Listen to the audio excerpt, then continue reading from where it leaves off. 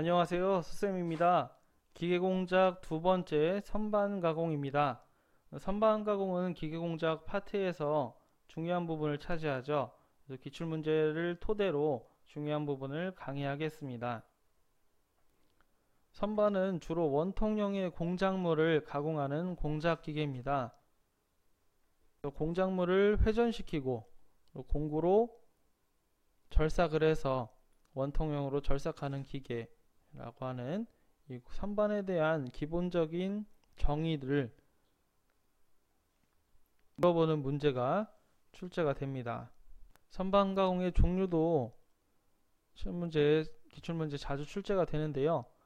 외경 절삭, 바깥지름을 가공하는 방법, 단면 절삭, 앞에 있는 단면을 가공하는 방법, 그리고 홈 작업, 홈을 가공하는 방법, 기울기가 진 원통형을 테이퍼라고 하죠. 테이퍼를 가공하는 방법, 그리고 구멍을 뚫는 드릴링, 뚫린 구멍을 넓히는 보링, 그리고 수나사, 바깥지름에 수나사를 내는 작업, 그리고 안지름에 앞나사를 내는 작업, 정면 절삭이라고 해서 바이트를 정면으로 들이밀어서 단면을 가공하는 방법, 그리고 곡면 절삭 도 가능하고요. 총형 가공이라고 해서 이 외형을 그대로 본딴 바이트를 이용해서 이걸 전체적인 형상이라고 해서 총형이라고 합니다. 총형상을 가진 바이트로 한 번에 절삭하는 방법을 총형 절삭이라고 합니다.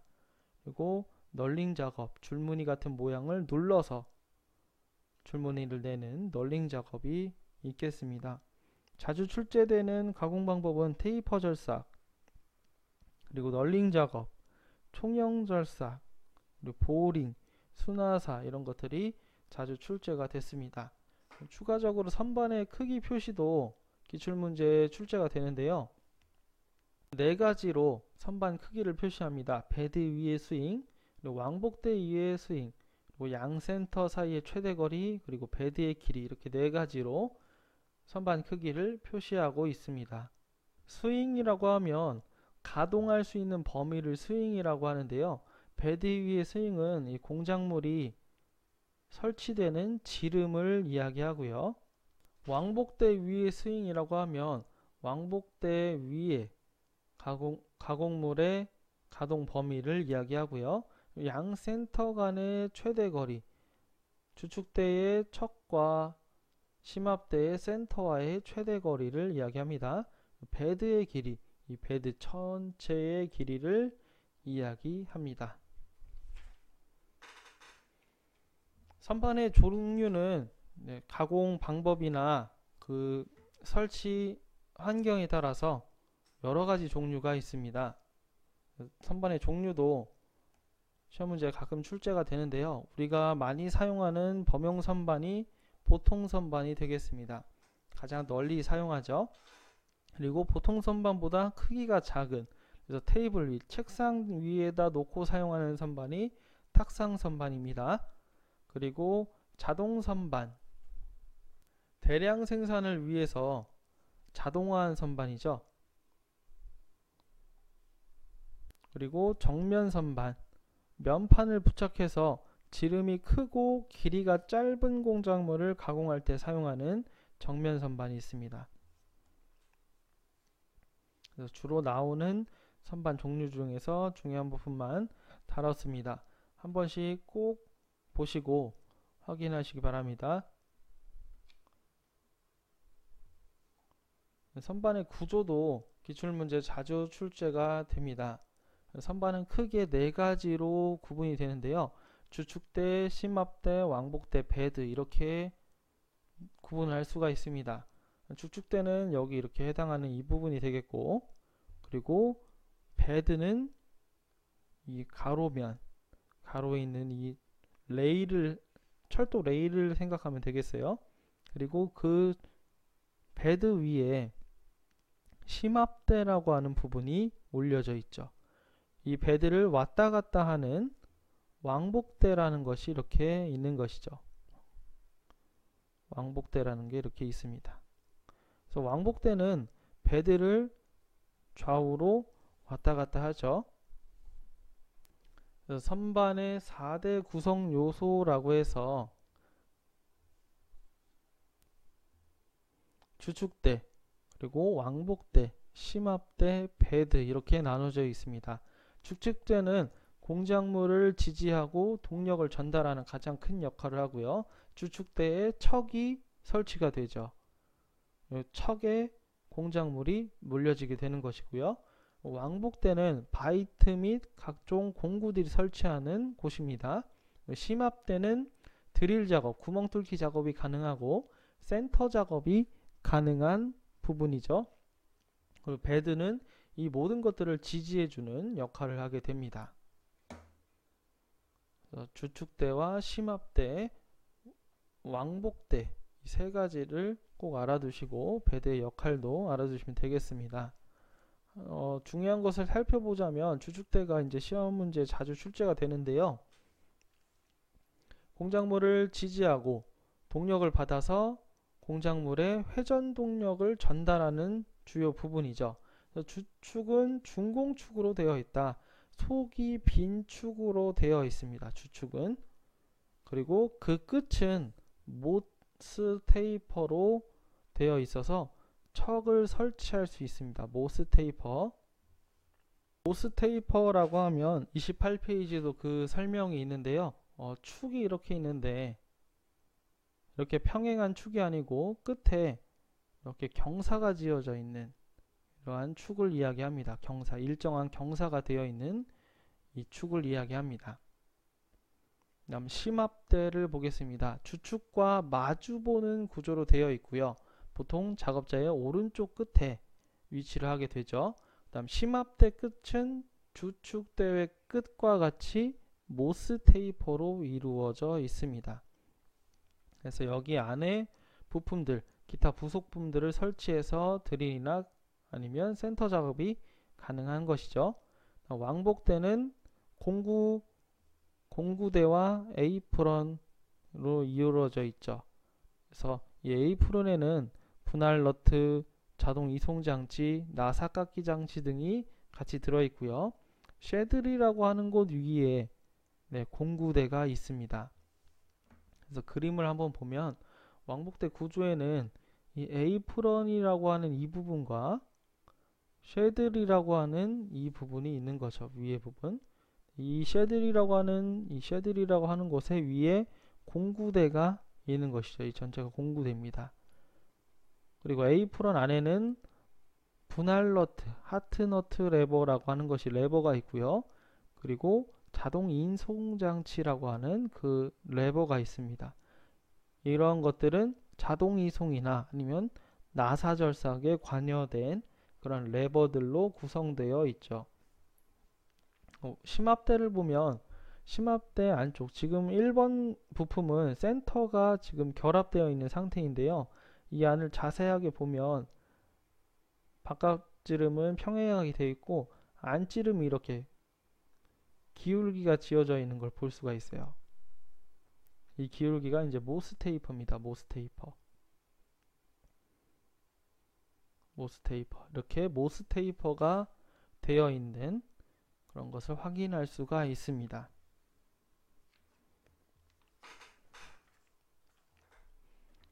선반의 부속 장치는 선반의 액세서리라고 하죠. 여러 가지 장치를 부착해서 추가적인 기능을 확장할 수 있는 그런 장치들을 이야기합니다. 첫 번째로는 척이 있고요. 척도 시험 문제에 출제가 됩니다. 척의 가장 큰 역할은 주축 끝에 부착되어서 가공물을 고정하는 역할을 하는 거죠. 가공물 고정하는 게 가장 큰 역할을 하는 거죠. 그리고 회전력을 전달하는 것, 가장 큰 역할입니다. 척은 가장 많이 사용하는 게 연동척과 단동척을 가장 많이 사용하죠. 그래서 연동척은 3개의 조, 이빨이 3개로 되어 있고요. 한 이빨을 돌리기만 해도 동시에 3개의 조가 같이 움직입니다. 그러니까 숙련이 되지 않아도 편하게 고정이 가능하죠. 단동척은 각각 단독으로 움직이는 4개의 조로 이루어져 있어요.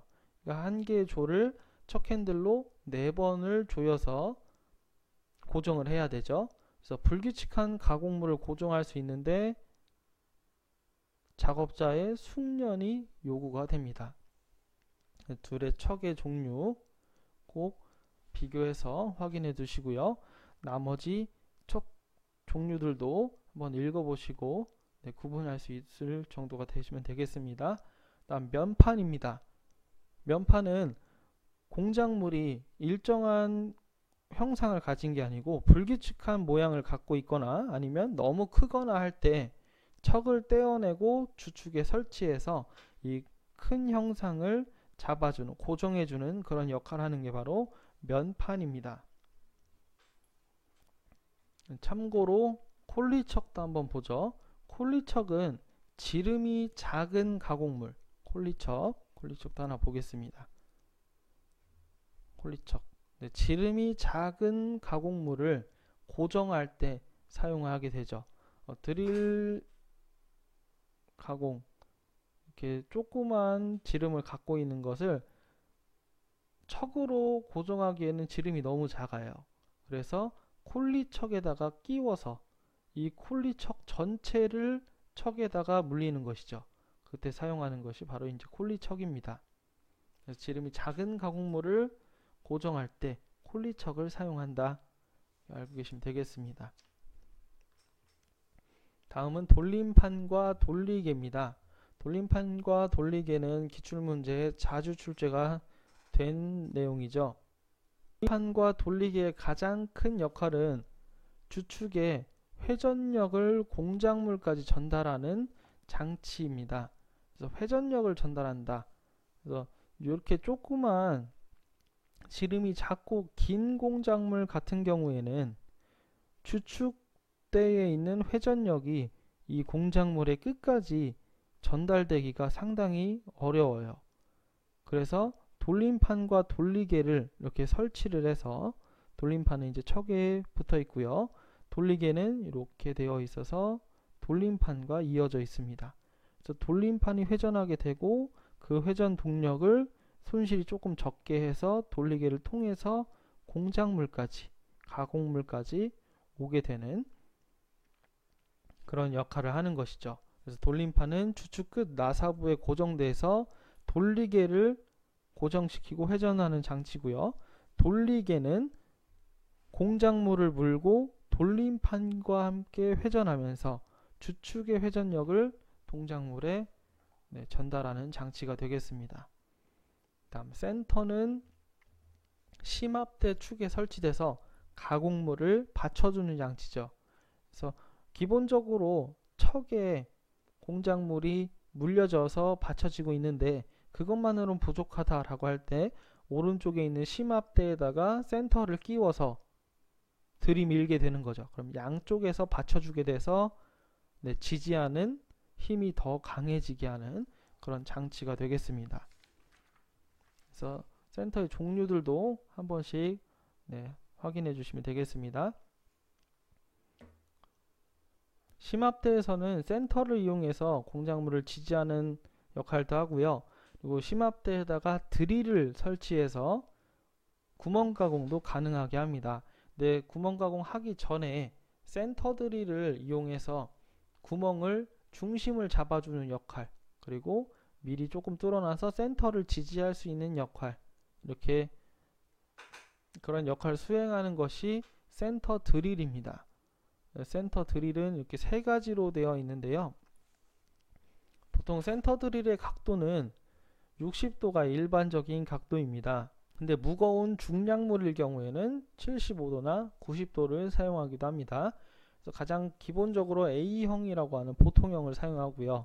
못따기형으로 B형이 기출문제에 한번 출제가 되었죠. 그래서 못따기형과 보통형의 가장 큰 차이는 여기 바깥쪽에 있는 이 각도가 다른 것이죠. 확인해 주시면 되겠습니다. 무침형 같은 경우는 파이 구멍지름이 1mm 이상인 경우에 사용하는 무침형도 있습니다. 다음 맨드릴입니다. 신봉이라고도 하는데 네, 기출문제 자주 출제가 되죠. 그래서 구멍이 있는 공작물의 바깥지름을 가공할 때 사용하는 부속품입니다. 구멍이 있는 공작물이다 하면 이렇게 되어 있을 텐데요. 척을 조이게 되면 구멍이 이렇게 찌그러지게 되겠죠. 구멍이 찌그러지게 돼요. 그걸 방지하는 게 이제 맨드릴입니다. 이 맨드릴을 구멍 안에다 끼워 넣어서 속을 채워주는 역할을 하는 것이죠. 그러고 바깥지름을 가공하게 되면 척에 의해서도 공작물이 찌그러지지도 않고 바이트의 이송 불력에 의해서도 주불력이나 배불력, 이송 불력에 의해서도 공작물이 변형이 이루어지지 않는 그런 특징, 안찌름의 변형이 일어나지 않는 그런 특징이 있는 그런 부속품인 거죠. 가장 많이 사용하는 게 표준 맨드릴입니다. 가장 일반적인 맨드릴이고 테이퍼 값이 100분의 1에서 1000분의 1 정도의 기울기를 갖고 있는 그런 맨드릴입니다. 그리고 그 다음이 이제 조립식 맨드릴인데요. 원뿔 형태의 맨드릴이라고 해서 원뿔 맨드릴이라고 합니다. 그래서 원추 형태로 이렇게 양쪽에다가 설치해서 양쪽을 들이미는 거죠. 이렇게. 그러면 구멍이 있는 공작물이 잘 결합이 이루어지겠죠. 보통 이러한 공작물은 파이프, 관 형태의 공작물에 맨드릴을 끼우는 형태가 많기 때문에 파이프 같은 공작물은 구멍도 있지만 길이가 상당히 길죠. 그래서 주축의 회전력이 끝까지 잘 전달되지가 않기 때문에 돌림판과 돌리개를 같이 설치한 것을 볼 수가 있습니다. 돌림판과 돌리개의 역할 또 확인해 보시기 바랍니다. 다음은 방진구입니다. 방진구는 기출문제 자주 출제가 되죠. 그래서 가늘고 긴 공작물을 가공할 때 휘거나 하는 것을 방지하는 데 사용하는 그런 부속품입니다. 방진구는 고정 방진구와 이동식 방진구로 나뉘는데요. 그 중에서도 이동식 방진구가 기출문제 자주 출제가 됩니다. 조의 이빨 수에 따라서도 나뉘고요. 어느 곳에 위치하느냐에 따라서도 나뉘게 되는데요. 먼저 고정 방진구는 3개의 조가 120도 간격으로 구성되어 있습니다. 오른쪽에 보면 고정 방진구는 이렇게 조가 3개가 이렇게 이루어져 있죠. 이동 방진구는 2개의 조로 이루어져 있습니다. 그래서 이 가운데에 공작물이 이렇게 끼워지는 것이죠. 이렇게 긴 공작물이 이렇게 끼워지는 것이죠. 고정 방진구는 베드 위에다가 고정해요. 그래서 한번 고정되면 움직이지가 않습니다. 근데 이동식 방진구는 왕복대 쉐들 위에다 고정하게 돼서 왕복대가 움직이면 이동식 방진구는 그 위에 위치하기 있기 때문에 왕복대가 움직이면 이동식 방진구도 같이 움직이게 됩니다. 그런 차이가 있습니다. 그러면 선반의 가공 조건입니다. 가공 조건에 대한 내용들은 계산 문제가 많이 출제되기 때문에 공식을 꼭 암기하고 있어야 합니다. 내용에 들어가기 앞서서 절삭 속도를 결정하는 요인이 한번 살펴보겠는데요. 기출문제에도 자주 출제가 됩니다. 이러한 절삭 가공을 할 때 이 절삭 속도에 대한 개념이 상당히 중요한데 이 절삭 속도를 어떻게 알맞게 조절하느냐에 따른 요인들이 있습니다. 그 중 하나가 공작물의 재질이죠.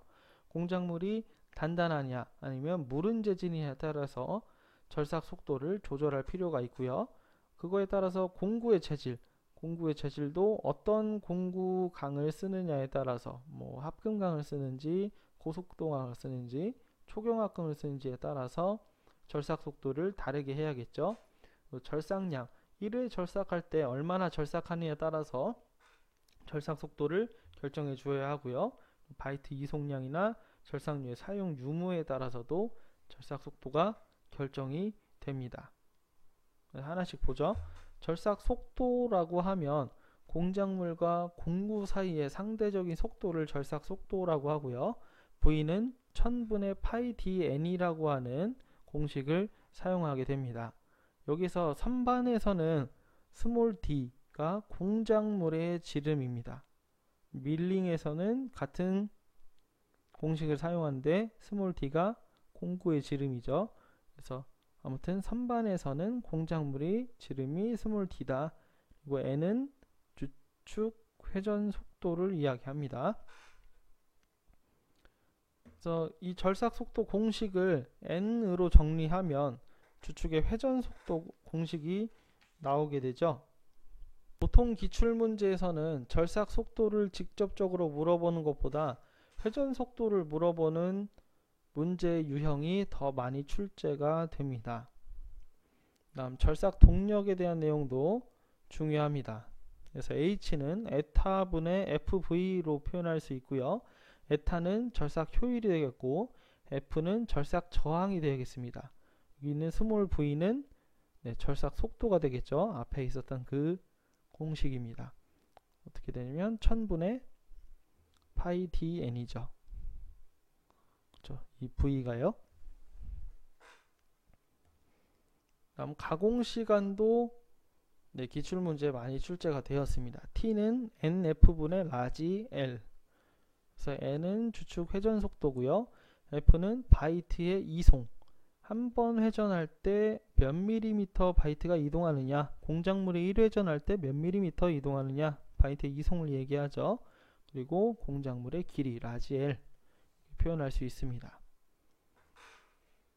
선반 가공을 하게 되면 표면 거칠기에 대한 내용이 나오는데요.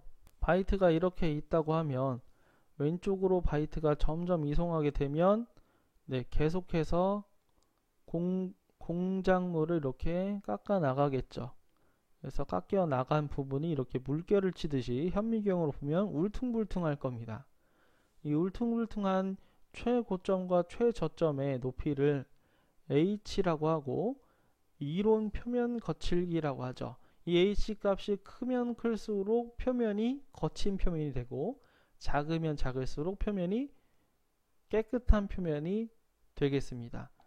거기에서 이제 바이트의 이 R값, 바이트는 뾰족한 게 아니죠. 눈으로 봤을 땐 뾰족하지만 이 R값, 라운드 값, 노즈 값이라고 해서 R값이 있습니다. 뭐 라지 R로 표현하기도 하고 스몰 R로도 표현하기도 합니다.